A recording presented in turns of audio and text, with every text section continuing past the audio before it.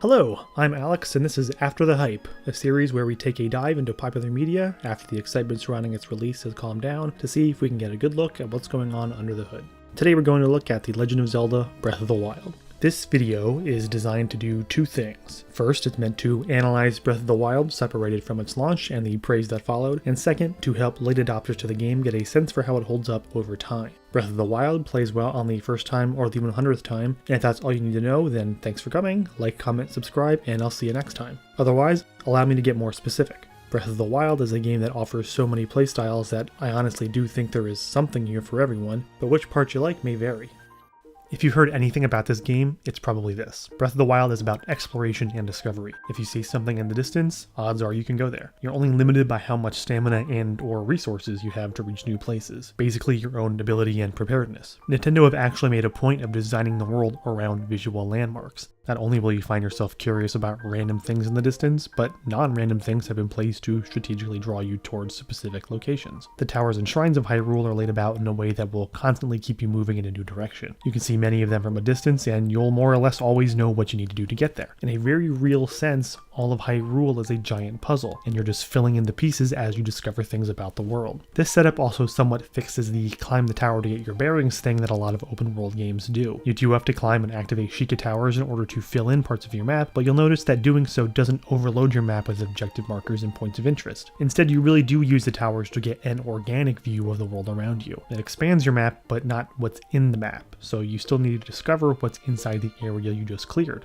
But since the shrines and landmarks are designed to stand out against the landscape, you absolutely can see a lot of points of interest for yourself and make your own personal journey of getting there. No map marker required to tell you where to go. It's really up to you to explore and discover in your own way. And there is a lot to discover. Enemy camps are scattered throughout the world in such a way that you'll likely run into one every few minutes. These camps often have special items hidden in them to incentivize a good fight. And I haven't even mentioned what you're actually supposed to be doing in this world. The game has a familiar quest structure, with an adventure log in the menu to help you keep track of it all. It divides up the main quests from the side quests, so you'll always be able to tell what you're currently working on. The main quest is your classic Save Hyrule deal, which we'll get into in a bit, but where the game really shines is in its side quests. There are 77 side quests to complete, which doesn't even include the 120 shrines you can find, and that doesn't even include the 900 Korok seeds, which are fun, but shouldn't seriously be looked for unless you enjoy losing your mind. Now, I'm not usually one to hold up the raw number of available activities as evidence of a game's success, because having 100 side quests that are all the same fetch quest is not going to be a good time, but Breath of the Wild doesn't do that. I don't want to spoil any of these side quests specifically, since they're really the main draw for me, but each counter stable you find is going to toss more than enough fun content to keep you exploring the world. All of these side quests lean into the explorative nature of the world, so that even when you're going off to, say, save some sheep from a band of monsters, you're doing it by exploring your surroundings and discovering a path to quest completion. I think the best way to play this game is to go through the world as if you're Link the Adventurer, cleaning up the world piece by piece. You aren't just there to defeat a single evil, you're there to help in any way you can. The quests and the adventures you have while doing them are the true experience. It's not about telling a story, it's about having an adventure.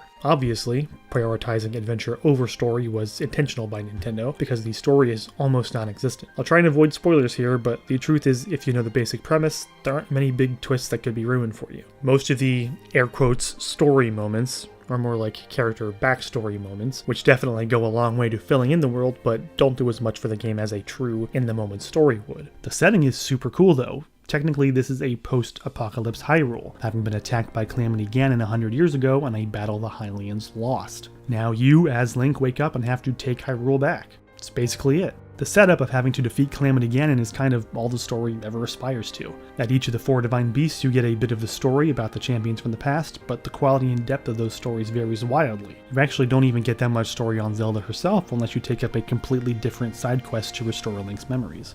Now, even though I love the fact that you can adventure around and not worry about the story, I also wish there was more real story I could connect to. I think it's really lacking in this department, and I'm not going to defend it with the usual "the story is never the main point of Zelda" defense. I typically consider myself a story-based gamer, and I do find a lot of Zelda stories compelling. In the case of Breath of the Wild, I think all of these stories' pros and cons come down to how it deals with being an open world. Because you can complete the story beats in any order, or ignore them entirely, there isn't much of a strong narrative through line. The setting really does rock, and I'm particularly into the fact that most people living in Hyrule now are too young to remember the Calamity, so they've just accepted the state of the world as harsh and dangerous. I really like this about the world because it creates a reason for there to be a lot of tension in the air, but it's also not so dire that you feel guilty for shield surfing when you should be saving the world. So while Breath of the Wild fixes a lot of the major problems of open world story, the ability to create long-term tension, the freedom of information, it still falls victim to making too much of the story optional. Which, okay, yeah, I'll be fair and concede that if you aren't interested in the story at all, that may even be a great thing. In a sense, you're able to scale the story to whatever level you'd like. If you do want all the backstory, you'll complete that memory quest, but if you don't care, you can skip it and devote that time to other activities. And if you recall, there are a lot of other activities. While the non-linear explore everything approach to the world creates some issues with storytelling, I think it actually does a lot of interesting things for progression. Most Zelda games give you a key piece of equipment as a dungeon treasure, like a hookshot or a bomb bag. Breath of the Wild instead gives you everything you need by the time you're finished the prologue. Link wakes up in the beginning of the game to find a Sheikah Slate, a mysterious object that has the power to use certain runes. The runes are Breath of the Wild's key items. You get 4: Magnesis, which lets you magnetize and move metal objects; Stasis, which lets you freeze an object in time; Cryonis, which lets you create ice blocks in water; and Remote Bombs, which are bombs that you can detonate on command. Getting a mastery of these 4 runes will let you solve any puzzle you come across in Hyrule. Most of the shrines incorporate at least one of them in some unique way, and each of the divine beasts will use multiple in some capacity. They're also incredibly useful in the open field. Bombs can be fun in battle if you're patient, and Magnesis can be used to pull treasure out of water or even snow. And there are other secret uses which I don't want to spoil just because they're so much fun to discover on your own. I couldn't even begin to tell you the number of times I was messing around with some mechanic only to go, I can do that? Maybe the funniest, least spoilery one is how cuckoos can be used against enemies. But again, I don't really want to say too much about what you can do because it'll be more rewarding for you to go out and discover those little moments. Now you may be wondering, if you have all of your runes from the start, how do you make Link better? Usually Link's sword and shield are upgraded through story events, but in this game, you improve your equipment by exploring the world and finding better stuff. All armor and weapon upgrades have to be found or purchased. You can also increase Link's health by doing shrines. Every shrine you complete gives you a spirit orb, and whenever you have 4 orbs, you can cash them into a goddess statue for a heart container or stamina wheel upgrade. Even the Master Sword and the Hylian shield, the 2 most iconic items in Link's arsenal, are completely optional and have to be found. I actually found the Hylian shield totally by accident, while you're given many hints as to where you can find the Master Sword. But the point is that neither is handed to you like they would have been in past Zelda games. You don't ever get the exact things you need to save the day. Instead, your preparedness for any given situation is based on your own personal mastery of the tools and systems the game has taught you. It's up to you to figure out what equipment works best and combine it with an understanding of the food and elixir system to craft your own version of prepared. The food system, or I guess really the cooking system, is how the game deals with the more RPG-like elements of Zelda. You start by collecting fruit or vegetation in the wild, meat from wild animals, or monster parts from enemies, and then you mix them all together at any of the numerous cooking locations scattered throughout Hyrule. In a pinch, you can even cook raw meat with your own fire arrows.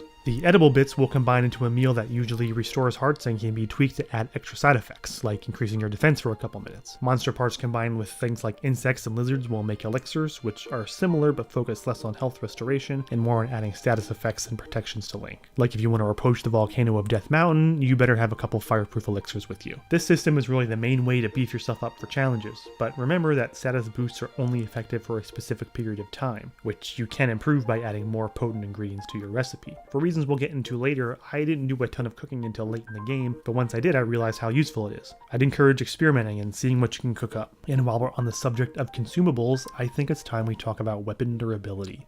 Yeah, by the way, weapons in this game break. Every weapon in the game has an unknowable durability value associated with it, so after using it in battle for a certain amount of time, it will break and be unusable. Each weapon breaks after a different number of uses, and there is no way to repair weapons. This is one of the most divisive mechanics in the game because it means that you can get a great weapon, only to lose it just a few fights later and be stuck with lesser equipment. A lot of times you'll find yourself hopelessly outclassed against your opponent because you only have low-level weapons on hand. And since the most common way to get weapons is to take them from enemies, you'll often find yourself at the mercy of what just happens to be in the area. That said, I personally think the game does a great job of making weapons constantly available, which tempers some of the more frustrating aspects of the durability system. I love the variety of weapon types in particular, which feels designed to best take advantage of durability. I preferred one-handed swords with a shield, so if I were given the option, I would only ever play that way. However, because you sometimes may find yourself without your preferred weapons on hand, you have to learn how to get by with everything. There are spears which are great to use on horseback, or on enemies you want to keep at a distance. There are two-handed swords that deal more damage but move slowly, clubs that similarly smash enemies at the cost of speed, and that's just melee weapons. You also have a number of bow styles, some that shoot multiple arrows at a time, some that work better at a distance, and then of course your arrow types, fire, ice, shock, and even bomb arrows, which are just cool. The point is you have a ton of weapon choices available at any given moment, and the game encourages you to cycle through them. Now, I get how that can be annoying to a lot of people. Maybe you only want to play in one particular style, and you feel like you're actually having choices taken away from you by your weapons breaking. That's perfectly valid, and I'm actually not going to argue against it. There were plenty of times when I wished I just had a one-handed weapon so I could use my shield, but all I had were spears and two-handed swords. It sucks when that happens. I just want you to know that I embraced these limitations of the weapon system and found ways to make it even more fun. You may think it's a deal breaker, and that's fine, but I encourage you to play around with it and see what you can do within those parameters. The reality is that weapons are plentiful in this world, and even a lot of the cooler elemental weapons can be found in multiple places. There were numerous times when I was saving a weapon for later, only to come across an extra one or two of them before I ever used the first one. I think this would be less of an issue for people if the combat was designed just a little bit better. Combat has always kind of been Zelda's weak point, and Breath of the Wild's attempted solution is to make just about every enemy encounter a choice. It's more or less optional, except for the boss battles. If you end up in a fight, you either wanted to or you messed up. Nintendo have stated that they hoped the weapon durability system would push people into conflicts in order to get new equipment, but in my experience I found the opposite to be true. I would avoid conflicts so I could preserve the equipment I already had. I ended up having fun playing a bit of a stealth game, sneaking around enemies or waiting until nightfall to wipe them all out. It's really a risk-reward scenario. If you need weapons or items, that's the best time to wipe out an enemy camp. The problem for me though is that I feel like this is the only feasible option in a game where the regular enemies take way too many hits to take down, even when you're using a stronger weapon, so it's common to break whatever you're using on a single camp at a time. Combat itself is super basic, being a bit button mashy when you just want to get in as many hits as possible. With the bigger enemies, you're usually better off just treating it like a duel and dodging to get a flurry strike. This means a lot of the enemy encounters will get very samey very quickly. It's really up to you to intentionally approach every encounter creatively. Maybe make it a challenge to fight without using any of your breakable weapons. Instead, try using bombs from far away and watch as your enemies get confused by the bombs from nowhere. It can take a long time to kill some of the monsters this way, but it's funny and it saves you from having to risk losing your favorite sword. To be honest, I'm really on the fence about whether or not these kinds of playstyles were intentionally designed by Nintendo, or if I'm avoiding a flaw in the game and accidentally having fun with it. Overall, I don't think that the combat and weapon systems broke my enjoyment of the game. Even though the fights can be bland, they're optional, and yeah, my weapons can break, but I can also manage my inventory in a way to preserve my best stuff. I'm an item hoarder by nature, the kind who regularly end games with 99 potions, so weapon conservation wasn't much of a problem for me. Alright, before I get critical, let me quick gush about some random stuff I like. The art style is fantastic, and I love it so much I actually made it my desktop background. I love how there's this smooth sheen to everything in the light, and the colors are so vibrant and bright they pop off your screen, whether you're in TV mode or tablet mode. I like Link's little discussion animations. It shows that he really does talk to people, and the animations they have in response to him are great. They do a lot to make the characters feel like actual people. I also like the variety of interactions you can have. The generic NPCs don't feel super generic because most of them have some kind of unique way of talking or a bit of backstory that makes them interesting. My favorite character is probably this painter dude who shows up all over Hyrule to give you hints about the memory quest. On the technical side, the load times I think are pretty good for a game of this size, especially coming off of long loaders like Final Fantasy 15. You can fast travel to any shrine or tower you've activated, and even though part of the fun is running through the world, I never felt discouraged from fast travel by the risk of a long loading screen. In a game like Final Fantasy 15, where the load times are really excruciating, I find myself figuring out ways to accomplish multiple tasks in one portion of the map so I don't have to fast travel anytime soon. In Breath of the Wild, I don't really feel that same hindrance. If I'm in one area and need to travel to the complete opposite side of the map just for one objective, I can do that and feel like I'm not going to waste any of my time. Here you see I'm out of control for about 34 seconds, from selecting fast travel, the loading screens, and 2 travel animations before I get control again. I feel that's pretty typical of the game as a whole, and I don't mind it at all. The loading screens even give you the now standard tips to get the most out of your game. Finally, on the subject of DLC, the DLC packs for the game are really just more of the same. If you like the core game, you're going to love the added challenge of the quests and new gear you can win from it, but if you get to a point where you want something different, this isn't going to do it for you. Look, I'm not going to sugarcoat it. Breath of the Wild kind of has too much going on for its own good. You have so many options to make a fun playthrough, but since you're given so much freedom compared to so little direction, it's easy to miss a lot without meaning to, and that's kind of disappointing. The funny thing about Breath of the Wild's world design is that just about everything positive I have to say about the game could be a weakness depending on how you go through it. I think the best example of this is the special rewards you earn from completing each divine beast. They all enhance some regular skill of yours, but in no way do I consider them equally useful or balanced. What's worse, in a game that prides itself on its non-linearity, I think it does actually matter what order you get them in. And here's the perfect example: Mipha's Grace. Mipha's Grace is the reward you earn for completing the Zora Divine Beast. Essentially, it's an extra life that revives you with full health plus extra hearts. But when you get this upgrade, and whether you choose to use it, will have a massive effect on your playstyle. I did the Zora Beast first, so this was the first upgrade I got, and I thought it was great because it would help me in the fights against other bosses. However, because I now had an instant 1-up everywhere I went, I no longer had a serious need to use the food and elixir systems to boost my hearts. I constantly felt like I had a safety blanket and was able to make a lot of risky moves, like not replenishing my hearts when I was low, or charging into battle without much of a strategy. I could always count on getting a second life to try again. Conversely, if you get Mipha's Grace as your last power, then maybe it feels like a great bonus you get right before fighting the final boss. You've struggled to this point, and now you get something to make it just a little bit easier. You've likely had to play a lot more cautiously than I did, and would definitely need to make better use of the food and elixir systems. We were playing the same game, but we were also playing very different games. For some people, it could even make the game entirely too easy. To give them some credit, Nintendo have mitigated the issue a bit by giving it a long charge time after each use, and allowing you to turn it off entirely if you think it's too easy. The point is that Breath of the Wild's best attribute is that it has so many options and offers so many playstyle choices, but because of that design, it also runs into trouble where it can't predict how the player will play or what a player will value at any point in the game, and it ends up having trouble scaling with the player's skill level. Pretty much everyone I've talked to was disappointed with their final dungeon in the game, and everyone is finishing the dungeons in a different order. Since the game is designed to allow any dungeon to be your first dungeon, they all feel kind of first dungeon-y, and by the time you get to your last one, whichever one it is, you've probably figured out how these things work and you'll zip through it in no time. This doesn't have to be a problem. I am by no means the type of gamer who says everything has to be difficult and challenging to be fun. The problem is that the dungeons are clearly meant to be challenging, but they aren't able to deliver that challenge equally. Ironically, I regularly found more challenge in the optional shrines scattered throughout Hyrule. Now, some of them are a total cakewalk, but a lot of them are really tough and require some effort to solve. That's so interesting to me. You'd think since you can stumble on any shrine at any time that Nintendo would have made them more like the Divine Beast, so that any level of player could clear them, but instead what you get is a great diversity of challenge spread across the map. And since every shrine is also a fast travel gate, you never have to feel forced to complete one. If you aren't equipped well enough to beat a test of strength dungeon, you can come back when you have better weapons. Or if a shrine requires multiple runes working in concert, you can get more practice out in the field before trying to solve it. Of course, this also has its drawbacks, and I don't think I could give a better example than King K does in his own Breath of the Wild retrospective, so check out the link to that if you're interested. Basically, if a dungeon requires you to have a certain type of weapon to solve it, in this case arrows and a burnable weapon, it's possible to run out of that item and have to leave, get more arrows or whatever you need, and then do the whole thing over again, or even multiple times until you have just the right stuff to complete it. Maybe that's fair, maybe not. That's up to you to decide, which is really the overall theme of Breath of the Wild. So that's a lot of information on a really big game, and now it's time to boil it down to just a few words. At the beginning of this video, I said Breath of the Wild plays well on your first time or your 100th time, and I really do mean that.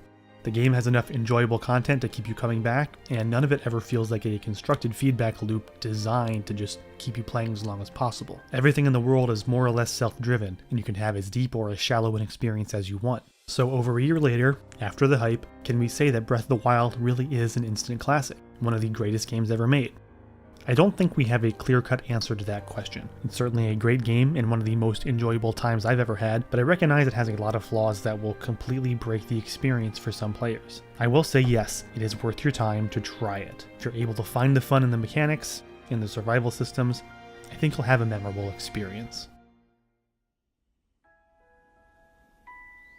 That's all for this episode of After the Hype. If you've played Breath of the Wild, I'd like to hear your thoughts on it. And if you haven't played, I'd like to know why not, and if this video helped you if you're on the fence. Drop a comment below if there is a game you'd like me to talk about after its hype is settled. I will be doing another Breath of the Wild video soon, this time in more detail on how it signposts where to go, so consider subscribing if you want to see that. Until then, thanks for watching.